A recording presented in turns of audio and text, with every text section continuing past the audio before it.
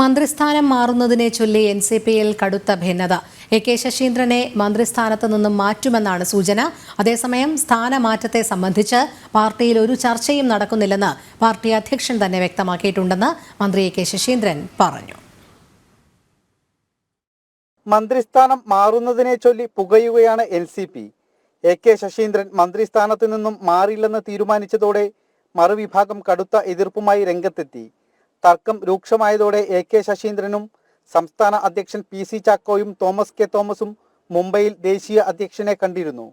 ചർച്ചയിലെ വിശദാംശങ്ങൾ ഈ ആഴ്ച മുഖ്യമന്ത്രിയെ ധരിപ്പിക്കുമെന്നാണ് വിവരം. അതേസമയം മന്ത്രിസ്ഥാനത്തെ സംബന്ധിച്ച് പാർട്ടിയിൽ ചർച്ചകൾ നടക്കുന്നില്ലെന്ന് വനം മന്ത്രി കെ ശശീന്ദ്രൻ പറഞ്ഞു.